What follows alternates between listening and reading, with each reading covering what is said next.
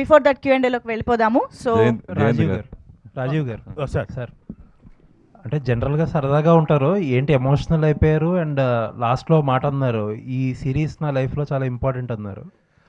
అంటే first of all emotional అవ్వడానికి కారణం ఇప్పుడు మీరు అడిగారు, మళ్ళీ అవుతున్నాను. I'm sorry. అంటే అన్నిసార్లు అవుతారా ఎవరైనా జీవితంలో అంటే నాకు తెలియదండి. మా అమ్మ నాన్న అంటే నాకు బాగా ఇష్టం. దాంతో ఏమవుతుందంటే వాళ్ళని తలుచుకున్నప్పుడల్లా ఏడుస్తుంటా, అంతే, అంతకన్నా ఇంకేలేదు. And thank you. As daughter of Prasad రావుగా, ఒక తండ్రిగా, ఒక ఆడపిల్ల తండ్రిగా నేను కూడా చాలా విషయాలు కనెక్ట్ అయ్యాను. అందులో మా నాన్నను కూడా చూసుకున్నాను. ఆ క్యారెక్టర్, నేను చేసే క్యారెక్టర్ మా నాన్నను చూసుకున్నాను, నన్ను నేను చూసుకున్నాను. సో దాంతో నాకు చాలా ఇంపార్టెంట్. అండ్ పర్ఫామ్ చేయడానికి నాకు డిఫరెంట్ స్లాంగ్స్ ఉన్నాయి కదండి. దాంట్లో ఎస్పెషల్లీ నెల్లూరు స్లాంగ్ వచ్చేసరికి ఇంకొంచెం కిక్ ఇచ్చే ఎలిమెంట్స్తో ఉంది కాబట్టి I really enjoyed my total journey of daughter of Prasad Rao. అంటే డాటర్స్ అంటే ఫాదర్స్ అందరికీ ఒక ఎమోషన్ కదా. బాగా. బట్ కెరీర్లో, ఈ స్టేజ్ ఆఫ్ కెరీర్లో మీరు చాలా బిజీ. సుమ గారు ఎప్పుడూ బిజీయే. అసలు ఎలా ఇస్తారు టైం డాటర్స్కి? ఫోన్లోనేనండి. ఫోన్లోనే ఏదో ఒకటి పంపిస్తుంటా, మెసేజ్లు. ఇంకోటి, మా అమ్మాయిని అప్పుడప్పుడు బాగా ఇరిటేట్ చేస్తాను దానికి ఇష్టం లేనివన్నీ చేసి. సో అంటే కొంచెం నవ్వించడానికి. సో అలా టైం, షూటింగ్ లేదనుకోండి సాయంత్రం పూట కలుస్తాం కాబట్టి డిన్నర్ దగ్గర అక్కడ టైం మాట్లాడుకుంటాం, ఏం జరిగిందా మా కాలేజీలో ఏంటి అలా. All the best sir, looking forward. Thank you sir, thank you very much sir. Sriram గారు, మొత్తం అంటే ఈ బేసిక్గా ఇప్పుడున్న ఈ కమర్షియల్ దాంట్లో ఏంటంటే ఎవరు టాప్లో ఉన్నారో వాళ్ళని తీసుకొచ్చి పెడదాం. ఇంతకుముందు ఆయన చెప్పినట్టే అంటే ఎవరెవరిని తీసుకొస్తే దీనికి కొంచెం విజిబిలిటీ వస్తుంది, ఇలా ఉంటుంది. బట్ మీరు ఏ క్యాలిక్యులేషన్తో మొత్తం ఒక రీయూనియన్ ఫామ్ చేశారు? కంటెంట్ అండి, ఓన్లీ కంటెంట్ని బిలీవ్ చేశాను, ఆ క్యారెక్టర్ని బిలీవ్ చేశాను. ఈ క్యారెక్టర్, ఈ పర్సన్ అయితే ఆ జస్టిఫికేషన్ దొరుకుతుందని అనుకున్నాను. ఎప్పుడు అదే చేస్తాం మేము, ఈసారి కూడా అదే చేసాం. బట్ 2 ఎపిసోడ్లు చూస్తే అంటే ఇంత అథెంటికేట్ ఈ మధ్యకాలంలో అయితే ఏ సిరీస్ లేదు. బట్ సిరీస్ అంటున్నారు కానీ సినిమా చూసినట్టే అనిపించింది యాక్చువల్గా. బట్ అంటే 2 ఎపిసోడ్లు కాదు, మొత్తం వేసిన ఇక్కడే బింజ్ వాచ్ చేసేలా అనిపించింది యాక్చువల్గా అక్కడేమో కానీ. సో బట్ 2వ ఎపిసోడ్కే క్లైమాక్స్ లాగా అనిపించింది. ఇంకేమన్నా అంటే దాచారా? నెక్స్ట్ ఎపిసోడ్ కూడా అలాగే అనిపిస్తుంది మీకు డెఫినెట్లీ. ఎపిసోడ్ క్లైమాక్స్ లాగా అంటే అదే అంటే ఆ సస్పెన్స్ అనేది అలా కంటిన్యూ అవుతుంది till end. That craze goes to మా కృష్ణ గారు. అంత బ్యూటిఫుల్గా స్క్రీన్ ప్లే చేశారు, ఆ మేకింగ్ అలాగ ఉంది. ఆ టీమ్ అంటే కొన్ని ఎప్పుడూ చెప్తాను అంటే సెట్ ఆఫ్ థింగ్స్ అంటాం కదండి, అది ఎప్పుడంటే అవుట్కమ్ వచ్చినప్పుడు మనకు తెలుస్తుంది, ఓహో ఇంత అద్భుతంగా సెట్ అయింది. అంటే ఒక డైరెక్షన్ డిపార్ట్మెంట్ నుంచి కానివ్వండి, రైటర్స్ డిపార్ట్మెంట్ నుంచి కానివ్వండి, అలాగే కాస్టింగ్ కానివ్వండి, లేదా ఛానల్ సపోర్ట్ కానివ్వండి, ఇవన్నీ ఏంటంటే సెట్. ఇది మళ్ళీ మనం అంతా ప్లాన్ చేసిన కూడా కాదు, అదేంటి ఒక్కొక్క ప్రాజెక్ట్కి అలాగా పాజిటివ్ వైపు కనెక్ట్ అయ్యి సో అవుట్పుట్ అలా వస్తుంది అనమాట. అంటే అదే అంటారు క్యారెక్టర్. నేను అంత ఫ్రెండ్ రాజు, నేను ఎన్నో చూసుంటాను రాజు, బట్ నాకు ఈ రోజు నాకు అంత అద్భుతం రాజు అన్న ఫీలింగ్ ఇది చూసి నేను ప్రతిరోజు అదే చెప్పా. రాజు ఇది మైల్స్టోన్ అన్నాడు కదా, అది డెఫినెట్గా అంటే చూసి ఏంటిది అన్న ఒక ఫీలింగ్ నాకే కలిగిందంటే ఆడియన్కి ఎంత కలిగింది అంటే పక్క నుండి తిరుగుతాం కదా. మాకు అంటే మేము చాలా చూసాం కదా, ప్రతి దాంట్లో రాజీవ్ కనకాల గారు వచ్చారన్నా కానీ, బట్ దీంట్లో మాత్రం ఫస్ట్ ఫ్రేమ్ నుంచే ప్రసాదరావు కనపడ్డాడు, కనిపించాడు. నాకు ఇన్నాళ్ళు ఫ్రెండ్షిప్లో నన్ను మా బ్రదర్ని తనలో చూసుకున్నాను. సో అంటే మీరు అంటే ఇందాక అన్నారు కదా మైట్ బి హ్యాట్రిక్ అవ్వచ్చని, బట్ హ్యాట్రిక్ కొట్టారు. అక్కడ గ్రాండ్ ప్రివ్యూ ఈవెంట్ తీసే సక్సెస్ మీరు పెట్టుకోండి సరిపోతుంది కలిసినట్టుంటుంది. ఉదయభాను గారు, నేను ఆల్రెడీ జస్ట్ ఒక చిన్న టీజర్ చూసి మీకు యాక్చువల్ మెసేజ్ పెట్టాను, మరి చూసుకున్నారో లేదో తెలియదు. బట్ మీ స్క్రీన్ ప్రెజెన్స్ మాత్రం అంటే ఇందాక నవ్వుతాకన్నారు లేదా కాదు కానీ, బట్ నాగార్జున గారితో కంపారిజన్స్ వచ్చినాయి కానీ, బట్ ఏం చేస్తున్నారండి ఎప్పటి నుంచి అలాగే ఉన్నారు?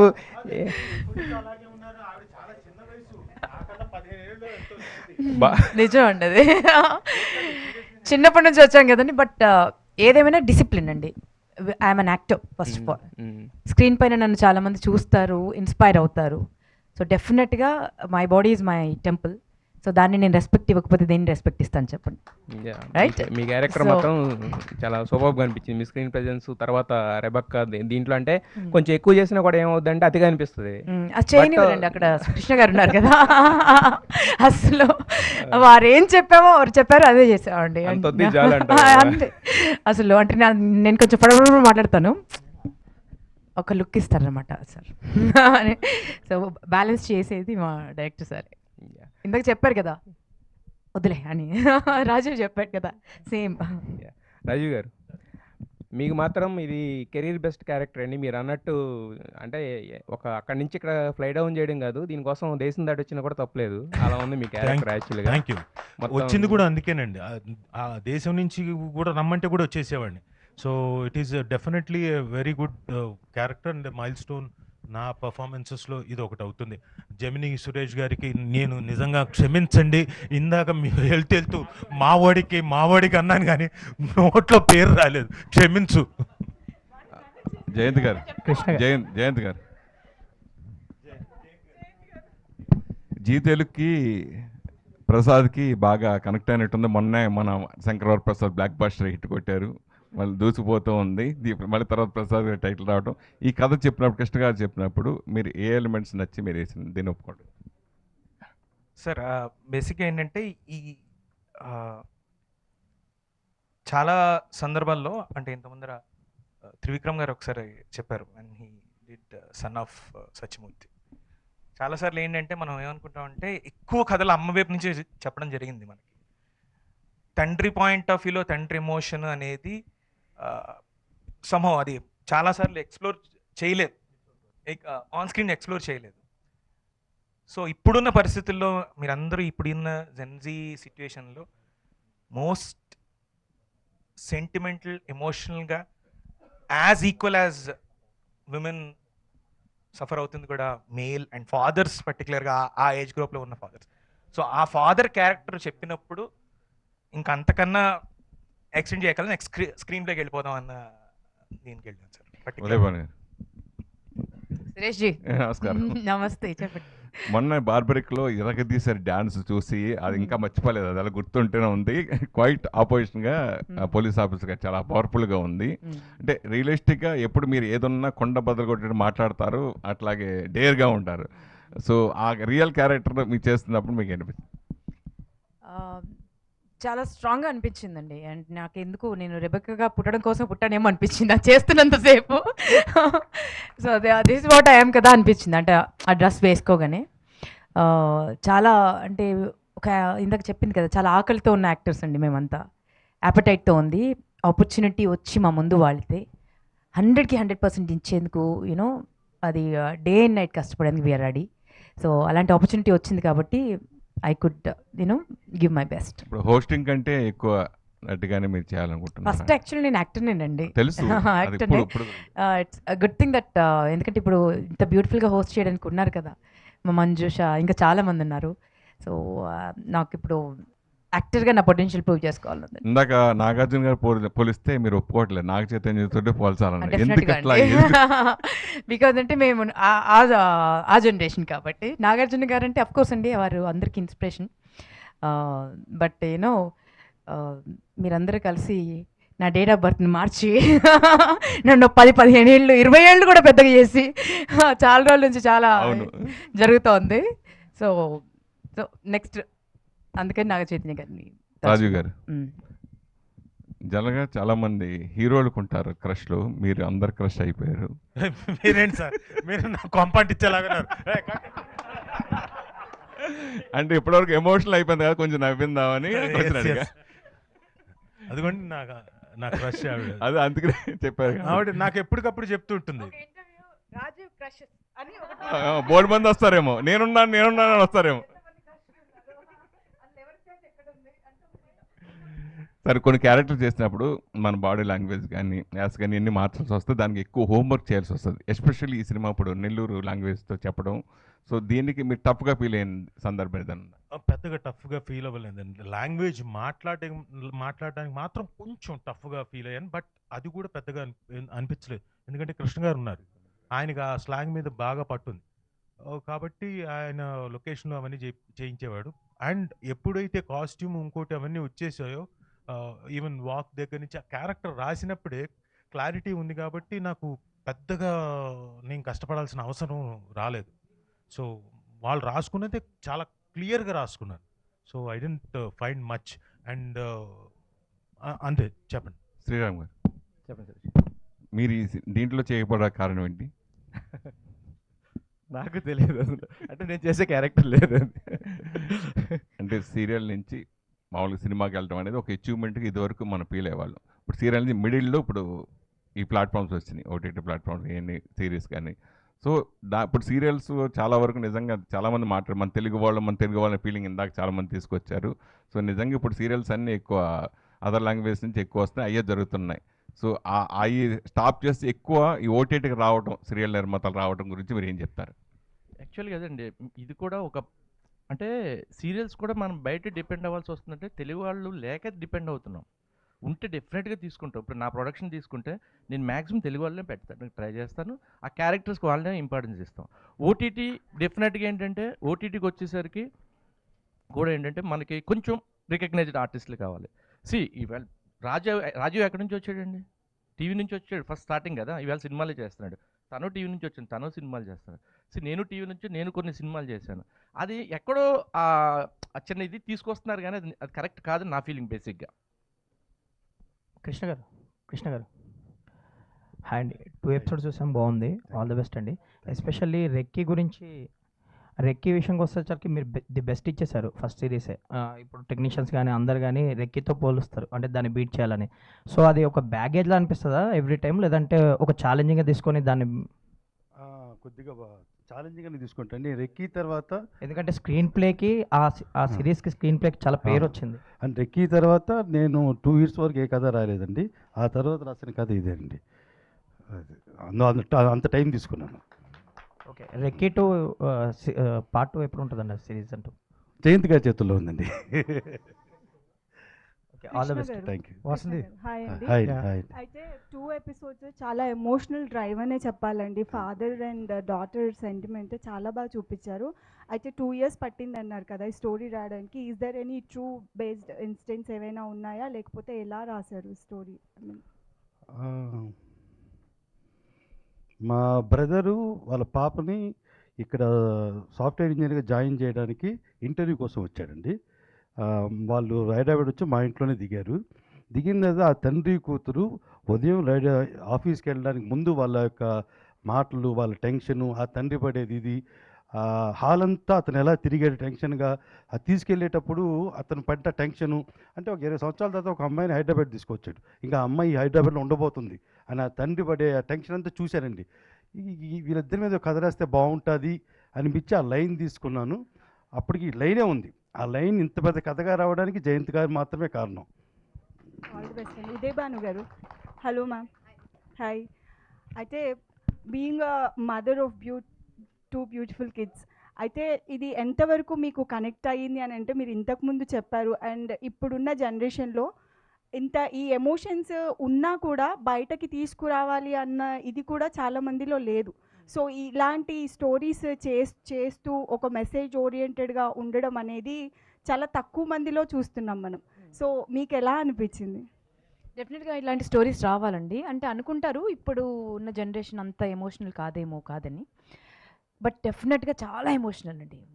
టూ ఎమోషనల్ అయిపోతున్నారు. మేము చాలా స్ట్రాంగ్, ఏదైనా తుఫాన్ వస్తే తట్టుకునే శక్తి ఉంది.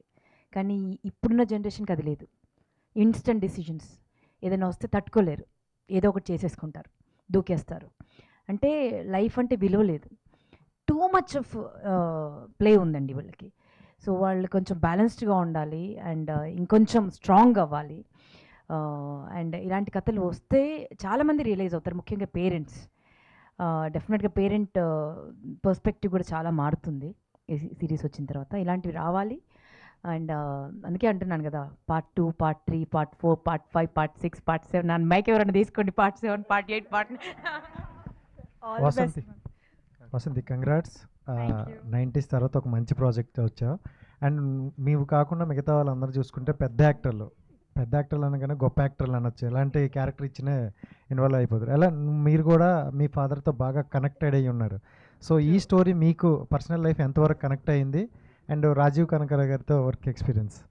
ఆబ్వియస్లీ ప్రతి అమ్మాయి ఈ మూవీతో, ఈ సిరీస్తో కనెక్ట్ అవుతారు. ఎందుకంటే ఒక అమ్మాయి లైఫ్లో ప్యూరెస్ట్ బాండ్, ఫస్ట్ హీరో ఏదైనా నాన్ననే. అది నా లైఫ్లో కూడా మా నాన్ననే. సో ప్రతి అమ్మాయి కనెక్ట్ అవుతారు. ఎందుకంటే ఒక ఫాదర్ ఎంత ప్రొటెక్టివ్గా, ఎంత సెన్సిటివ్గా, ప్రతి విషయంలో ఎంత ఇట్లా అంటే చాలా స్ట్రాంగ్గా ఉన్న ఒక్క డాటర్ విషయం దగ్గర చాలా సాఫ్ట్ అయిపోతారు. సో అది ప్రతి ఫాదర్ లైఫ్లో అది ఆబ్వియస్లీ, అండ్ మా నాన్న కూడా లైఫ్లో కూడా అదే అంతే. సో లక్కీలీ నేను ఏదున్నా మా ఫాదర్తో షేర్ చేసుకునే స్కోప్ ఇచ్చారు కాబట్టి, అండ్ ప్రతి ఫాదర్ కూడా అలానే చేస్తే బయట ఏవి అవ్వవు అని ఫీలింగ్. సో అలానే రాజీవ్ గారితో ఎక్స్పీరియన్స్ అడిగారు, ఇందాకే చెప్పాను. చాలా స్టార్టింగ్లో చాలా మంచిగా ఉండేది, దాని తర్వాత కొంచెం కష్టమైంది. ఎందుకంటే ఆయన చాలా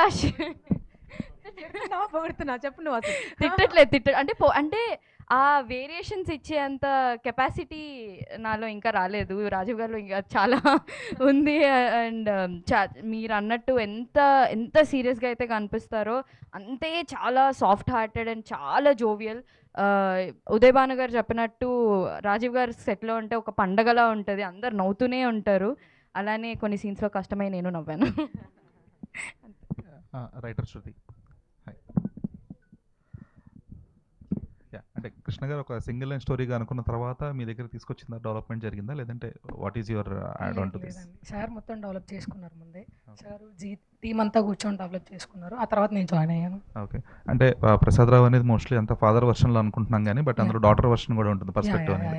సో ఒక రైటర్గా మీరు ఎంతవరకు యాడ్ చేయగలిగారు ఆ డాటర్స్ పర్స్పెక్టివ్ అనేది? అంటే చాలా ఎమోషనల్ స్టోరీ, నేను చాలా కనెక్ట్ అయ్యాను కాబట్టి అంటే చాలా ఎమోషనల్గా రాసుకోగలిగాము. ప్లస్ ఇన్పుట్స్ ఆబ్వియస్గా యాడ్ అవుతాయి ఫీమేల్ పర్స్పెక్టివ్ నుంచి రాసినప్పుడు. And you will see it అండి, మీకు కనబడుతుంది తన పర్స్పెక్టివ్. బట్ మీరు మీ పర్స్పెక్టివ్ కొంచెం చెప్పగలిగితే కనుక it will be adding some value. Okay, sorry question అర్థం కాలేదు. అండ్ అంటే మీరు ఫీమేల్ పర్స్పెక్టివ్లో చూస్తారండి, కృష్ణ గారు మేల్ పర్స్పెక్టివ్లో ఫాదర్స్ పర్స్పెక్టివ్లో చెప్పుంటారు, ఆయన కథ ఓన్గా రాసుకున్నప్పటికీ కూడా. బట్ ఒక ఫీమేల్ పర్స్పెక్టివ్లో మిమ్మల్ని మీరు చూసుకున్నప్పుడు ఆ డాటర్స్ పర్స్పెక్టివ్ చూస్తుంటారు మీరు, అంటే ఇప్పుడు తను ప్లే చేసిన క్యారెక్టర్ త్రూ నుంచి. సో మీరు వాల్యూ యాడ్ చేసింది ఏముంది ఈ స్టోరీకి ఒక రైటర్గా? డైలాగ్స్, యాస ఇవన్నీ కనిపిస్తున్నాయి, కాకపోతే ఆ పర్స్పెక్టివ్ విషయంలో ఎంతవరకు మీరు యాడ్ ఆన్ అవ్వగలిగారు ఈ సిరీస్కి? అంటే తను ఎలా అయితే అంటే తన ఫాదర్తో ఎలా అయితే షేర్ చేసుకోలేకపోయిందో, అంటే నాకు మా ఫాదర్ అలా కాదు, క్వైట్ ఆపోజిట్, చాలా చాలా ఫ్రెండ్లీ, చాలా కూల్గా ఉంటారు. నేనైతే షేర్ చేసుకోగలిగాను. But I have seen so many friends. I'm sorry. So మీరు లాస్ట్ టైం కూడా నన్ను రిలేటివిటీ అని నన్ను కన్ఫ్యూజ్ చేశారు. క్వశ్చన్ అండి నాకు అర్థం కాలేదన్నాను, మీరు ఇప్పుడు రైటర్ని కూడా కన్ఫ్యూజ్ చేశారు, పర్స్పెక్టివ్ అని.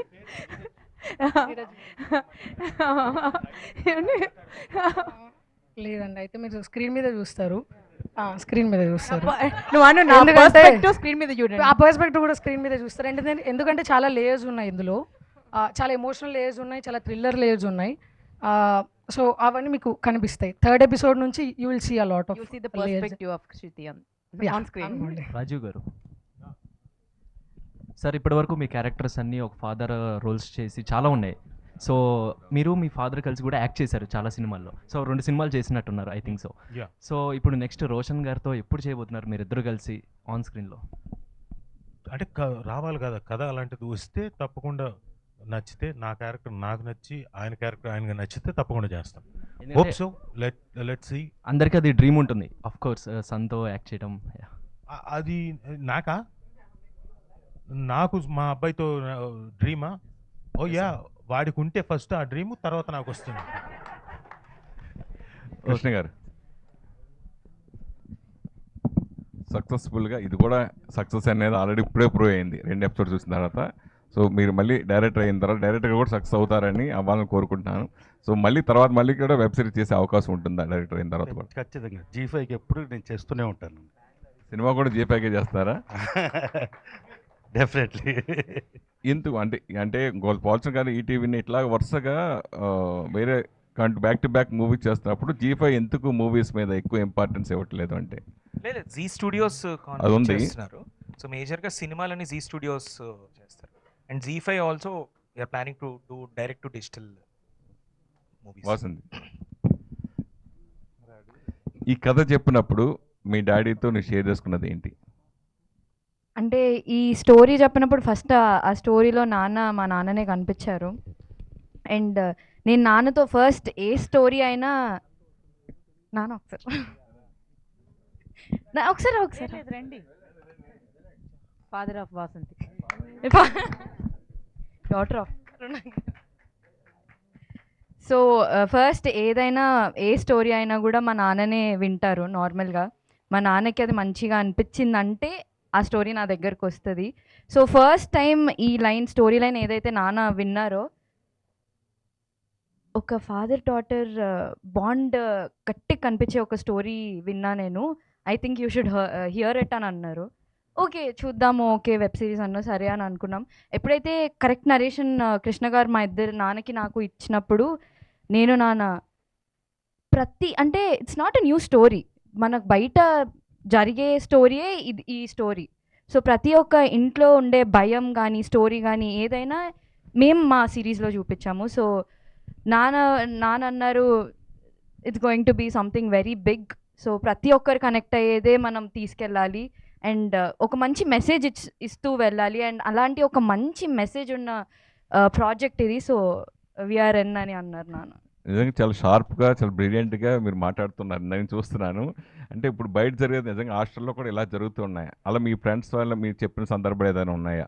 ఆబ్వియస్లీ అంటే బయట జరుగుతున్నాయి అనే క్వశ్చన్ మార్క్ అయితే లేదు ఆబ్వియస్లీ. ఎందుకంటే ప్రతి ఒక్క అమ్మాయి లైఫ్లో she'll go through something like this. ప్రతి ఎక్కడ హాస్టల్ అనే కాదు, హాస్టల్ అవ్వచ్చు, వేరే కాలేజ్ అవ్వచ్చు, స్కూల్ అవ్వచ్చు, వేరే సిటీలో ప్రతి సేమ్ సిటీలో ఉన్న వాళ్ళు కూడా దిల్ కనెక్ట్. ఎందుకంటే we are women go through many things and అవి కొందరి లైఫ్లో చెప్పుకోవడానికి ఉంటారు, కొందరి లైఫ్లో అవి చెప్పుకోవడానికి లేక వాళ్ళు బాధపడుతూ. And there are so many things ఈ టాపిక్ గురించి మాట్లాడుతూ వస్తే. సో బయట ఉన్నాయంటే ఆబ్వియస్లీ యా, ప్రతి ఒక్కరి లైఫ్లో ఏదో ఒకటి అవుతూనే ఉంటుంది కాబట్టి ఉన్నాయి. One last question please. Nellore తర్వాత రాజీవ్ గారు, నెల్లూరు అని ఉన్నారు కదా, మళ్ళా నెల్లూరులో చేపల పులుసు ఫేమస్, తినుండారా నెల్లూరులో? ఎక్కడ నేను ఏడ తినుంటాను, నువ్వు పట్టుకొస్తే నేను ఖచ్చితంగా తింటాను, మా వాళ్ళందరికి కూడా పెట్టేస్తాను. కాదు, అక్కడ డైరెక్టర్ గారికి నెల్లూరు స్లాంగ్ బాగా తెలిసింది అన్నారు కదా. తెలిసి కాదు, ఆయన నెల్లూరే. పెట్టలేదా మీరు నెల్లూరుది? ఆయన కాదు నెల్లూరు కదా, ఆయన సూళ్ళూరుపేట, నెల్లూరు డిస్ట్రిక్ట్. ఓకే, మరి చేపల పులుసు పెట్టాలి కదా మీరు రాజీవ్ గారికి. మీరు అడగండి, ఆయన అడగండి. ఓకే, మీరు రాజీవ్ గారు చిన్నప్పుడు మీరు భయం ఉంది అన్నట్టు యాక్ట్ చేసేవాళ్ళంట. అంటే మీ నాన్నగారికి భయపడుతున్నట్టు యాక్ట్ చేసేవాళ్ళంట, మా నాన్నగారు చెప్పారు. సో మీ నాన్నగారి దగ్గర నిజంగా యాక్ట్ చేసిన మూమెంట్ భయపడుతున్నట్టు చాలా, అంటే చిన్నప్పుడు చాలా అల్లరి కూడా చేసేవాళ్ళంట కదా, మీ డాడీ రాగానే గప్చుప్గా కూర్చునే వాళ్ళంట. చిన్నప్పుడు అంటావేంది? ఇప్పుడు కూడా చేస్తానే ఉంటాడు, చేస్తానే ఉంటాడులేండి, కనిపించారు అంతే. అట్లనే చిన్నప్పుడు కూడా అంత అల్లరి చేసేసి ఏం తెలియనట్లు కూర్చునే వాళ్ళంట. అనవసరంగా మైక్ ఇచ్చా, అనవసరంగా లాక్కోవాల్సింది అమ్మాయి దగ్గర నుంచి. నాకేం తెలుసు అమ్మాయి అలా అడుగుతుందని. ఏంటి ఆన్సరా? అల్లరి చేసేవాడిని, చేస్తూనే ఉంటాను. తర్వాత అవును నటించాను, అప్పుడు నటించాను, ఇప్పుడు నటిస్తున్నాను, ఇంకా ఎప్పుడు నటిస్తాను. ఓకే, ప్రాణం పోయేంత వరకు నటిస్తాను. ఓకేనా? ఉదయ్ భాను గారు, వన్ లాస్ట్ క్వశ్చన్. ఇక్కడ స్ట్రైట్. హాయ్ అండి, చాలా బాగుంది. అంటే లైక్ చెప్పాలి అని అంటే యాంకరింగ్ ఫీల్డ్లో రావడానికి you are also one of the inspiration అని చెప్పచ్చు, సుమ గారు అండ్ మీరు. అండ్ అంటే లైక్ రాజీవ్ కనకాల గారు ఎక్కడుంటే అక్కడ హడావిడి జరుగుతూ ఉంటుంది. అండ్ కొంచెం ఎమోషనల్ అయినా సీరియస్గా అయినా మాట్లాడడం కానీ చేయడం కొంచెం చాలా కష్టం. సో మేము చూసిన 2 ఎపిసోడ్స్లో చూసుకుంటే ఒక ఎమోషనల్ సీన్ ఉంది. సో ఆ సీన్ చేస్తున్నప్పుడు అంటే లైక్ ఎన్ని టేక్స్ తీసుకున్నారు and what is the experience of that? Takes ఏం తీసుకోలేదు, బట్ కొంచెం ఎమోషనల్గానే చేసాము ఆ సీన్. బట్ దాని తర్వాత లేటర్ సీన్స్ చాలా అంటే ఒక్కొక్క షాట్ తీస్తూ ఉన్నారు. So we had time to chit chat, మాట్లాడుకోవడానికి. సో ఇందాక తను చెప్పింది కదా, ఎక్కడ ఒక సీరియస్ లుక్ ఇవ్వాలి, బట్ ఇటువైపు ఎదురుగా రాజీవ్ ఉంటాడు. మేమందరం మహానటి సావిత్రిలను ఇన్స్పిరేషన్ తీసుకుని, మీరు చూసాం కదా మహానటి సినిమా చూసాం కదా, ఆవిడ అప్పుడే నవ్వుతూ అప్పుడే 1.5 లేకపోతే ఎక్కడ ఆగాలి కంటి చుక్క ఆల్రెడీ చేస్తారు కదా, సో ఆవిడని ఆవాహయామి అనుకుని యాక్ట్ చేయాలి, ఇంట్లో యాక్ట్ చేయాలంటే ఓకే చేసాం. రాజీవ్ గారు, అంటే ఫాదర్ అండ్ డాటర్ బాండింగ్ అన్నది వెరీ స్పెషల్. ప్రతి ఒక్క అమ్మాయికి father is a real hero, or to be very frank చెప్పాలంటే ఫస్ట్ లవ్. సో ఒక మంచి అంటే లైక్ ఇప్పటివరకు టర్నింగ్ పాయింట్ అని అంటున్నారు మీ కెరియర్లో ఇదని చెప్పి. బట్ ఒకటి ఏంటి అని అంటే మిమ్మల్ని చూస్తున్నప్పుడు రాజీవ్ కనకాల గారు కనిపించలేదు, ప్రసాద్ గారే కనిపించారు. బట్ సార్ ఒకటి అంటే లైక్ ఈ సిరీస్ చేస్తున్నప్పుడు ఏ సీన్ చేస్తున్నప్పుడు పర్టికులర్గా మీరు ఇంటికి వెళ్ళిన తర్వాత లైక్ మీ డాటర్తో కూర్చొని మాట్లాడడం ఆర్ఎల్స్ తనని చూస్తూ ఎమోషనల్ అవడం లాంటిది, is there any particular scene that connect to you? లేదు, ఎందుకంటే I'm attached and detached actor. ఒకవేళ నేను యాక్ట్ చేస్తున్నా అంటే షార్ట్ అయిపోగానే డిటాచ్డ్, మళ్ళీ షార్ట్లోకి వెళ్తే అటాచ్డ్, మళ్ళీ సాయంత్రం షూటింగ్ అయిపోయింది ఇంటికి వెళ్తే టోటలీ డిటాచ్డ్. సో అది కనుక పెట్టుకోలేదు అనుకోండి ఇదంతా భారం ఎక్కేస్తుంది. అలా 1-2 సార్లు జరిగింది నాకు. సో అందుకని అప్పటి నుంచి టోటలీ అక్కడ ఉన్నంతసేపు ఐఎమ్ వెరీ అటాచ్డ్, తర్వాత టోటలీ డిటాచ్డ్. చెప్పారు కదా కట్కి యాక్షన్కి మధ్యనే మారిపోతున్నారని చెప్పి. Yeah. Thank you so much Krishna గారు. పైన మనందరి కోసం భోజనాలు రెడీగా ఉన్నాయి. నేను జర్నలిస్ట్ అండి, చిన్న ఓకే, ఎవరు కనెక్ట్ చేయలేదు అందుకని నేను కనెక్ట్ చేద్దాం. సార్ ఇప్పుడు ఎప్పటి నుంచో షేక్ చేసింది, మన ఇండియాని షేక్ చేసింది అయేషా, విజయవాడ ఇష్యూ అండి, హాస్టల్లో జరిగింది. ఇప్పుడు మొన్న సుప్రీంకోర్టు కూడా జడ్జిమెంట్ ఇచ్చింది, ఇది ఏమీ తెలియని కేసుగా పరిగణిస్తున్నామని క్లోజ్ చేయబోతున్నారు. కానీ ఆ టైంలో ఇది వస్తుంది, ఇది ప్రతి తండ్రికి ప్రతి చిన్నారికి ఉండే కనెక్షన్ అందరికీ ఉంది. ఇది అది కూడా ఏమైనా తీసుకున్నారా, ఇన్స్పిరేషన్ ఏమైనా ఉందా అయేషాది హాస్టల్? ఏం లేదు సార్, ఏం లేదు. కానీ ఇప్పుడు అది బాగా ఫేమ్లో ఉంది కనుక ఇది బాగా ఎలివేట్ అవుతుందని అనుకుంటున్నాను. దీనికి మంచి ఎపిసోడ్ కదా కావాల్సింది, చాలా రేర్ ఇది ఇప్పుడు. థ్యాంక్ యూ అండి, థ్యాంక్ యూ సో మచ్.